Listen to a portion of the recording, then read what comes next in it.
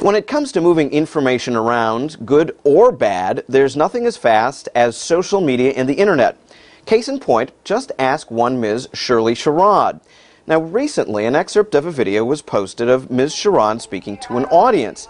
The implication of that video, that Ms. Sherrod, a government official, was somehow sanctioning racism. Now, the video spreads and multiplies via social media, the traditional media pick it up, airing the clip incessantly.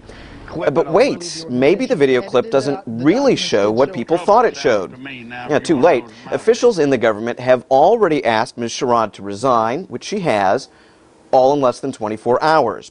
In one day, Ms. Shirley Sherrod goes from a fairly anonymous, if somewhat respected government official to being unemployed and tarred publicly as a bigot.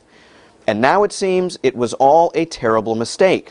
Well, joining us to explore what happened and just how is Professor Jessica Clark. She's director of the Future of Social Media Project at American University. She's also a Knight Fellow at the New America Foundation and author of the book Beyond the Echo Chamber. Ms. Clark, it seems that all we had here was echoes. From your perspective, what happened? Well, what we're seeing is that we're in a really polarized moment in the news environment, and mainstream and social media are interacting in ways that are sort of unpredictable and have to be corrected on the fly. So what happened here is that the clip was posted on a very conservative website. It's called biggovernment.com, and it was edited to make a particular point about reverse racism, kind of to target the NAACP. And what was really going on was that the Sherrod was trying to make a point about learning about the difference between thinking about things in terms of race versus thinking about things in terms of poverty and inequality. But that's a nuanced point, and often nuances get lost in the communications environment we're experiencing. Well, there doesn't seem to have been any nuance in what happened in the last 24 hours. One of the things that's fascinated me is, I guess, what your thoughts as to what people's expectation is about information that's floating around out there on the internet. I mean, this was just a few minutes excerpt of a video, and people seemed more than eager to pick it up and run with it, and the news media had to pick it up and run with it. Everybody seemed to be getting far beyond the story. There didn't seem to be anybody asking, well, wait a minute, what is this from? What do we know? Is this even good information? Yeah, I mean, I think there's some real concerns right now about what's been happening in the news industry. The economics of reporting have become more and more hollowed out, and it means that fast-moving content that seems sexy and like it's going to drive traffic really gains traction, whereas deeper, more nuanced reporting has been losing traction because there really aren't as many reporters to do it. A lot of the news used to come out of newspapers, which took the time to vet it and to do the sort of background checking that you're talking about. But newspapers are getting thinner and thinner here in the States, and it means that there's a scrambling for both ratings and content.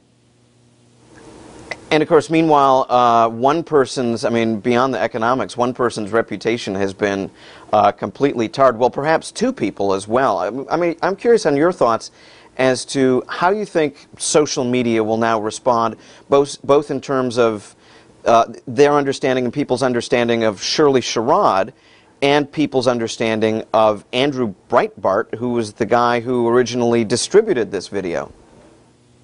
Well, I mean, it's like there are a series of waves or a series of ripples. And unfortunately, often what people remember is the scandal and not necessarily the retraction. Andrew Breitbart's already pretty much established himself online as a partisan. He worked for the Drudge Report. He worked for Arianna Huffington back when she was a conservative. You know, his reputation is pretty clear. The question is whether people will take the time to look into who he is and why he's making the claims that he is.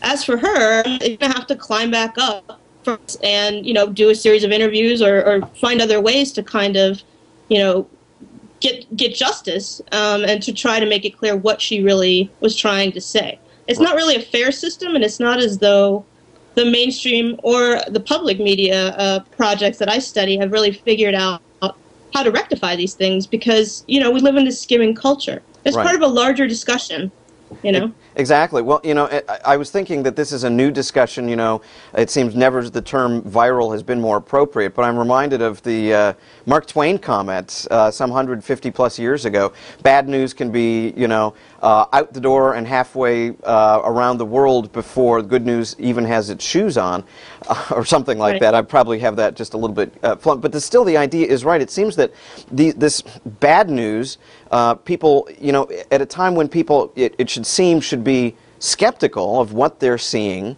and what they're hearing and what they're reading on the internet. It seems here we had a complete failure of skepticism across the board, both people watching, people listening, people discussing, and even the people who are paid to do this kind of thing, the news media and government officials. Right. I mean, I think part of it, it's a cultural shift that we're all going to have to learn about media literacy and how to maintain that skepticism and take the time to sift through, especially on the issues that are really important to us, you know, where the truth lies. Because we can't be informed and active citizens if we don't know who to trust and what information is correct. You know, so it's going to be a learning process as news media continues to accelerate. And it's not just the, you know, it's not just the failure of journalism, it's a failure of news consumers to gravitate to more thoughtful fora. So, I mean, it's responsibility that everyone has to take about, you know, almost, you could call it information hygiene. In the meantime, these things are going to get faster and faster and spin, especially around the midterm elections here in the United States, because what's happening is with this gotcha journalism is the polarization drives the story, and you have to run to catch up with it.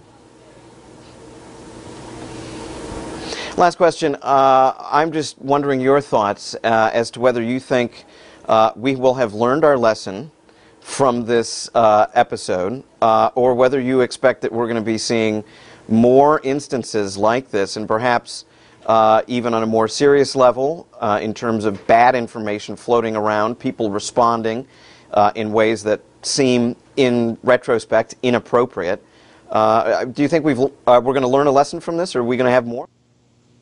We're going to have more of this. It's going to keep happening until we come up with other ways to process. And some of the ways that people are trying to counter this kind of quick hit journalism is through fact-checking sites, through social media vetting, where people like Wikipedia, where the crowd are helping to edit the information and not just move it along and spread the rumors.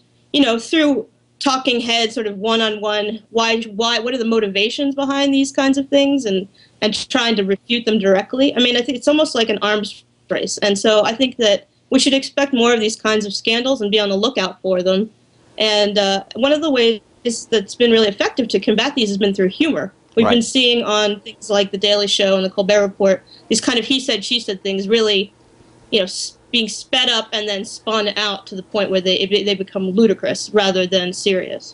Right. You know, and I'm also just reminded now, it was only a few months ago that President Obama was referring to iPads and iPods and referring to information as distraction. He seemed to have been roundly criticized at that point for his comments that he was somehow attacking media or something like that. It just puts a different context, I guess, on those comments. Jessica Clark, thank you so much for your thoughts and time today. Okay, thank you.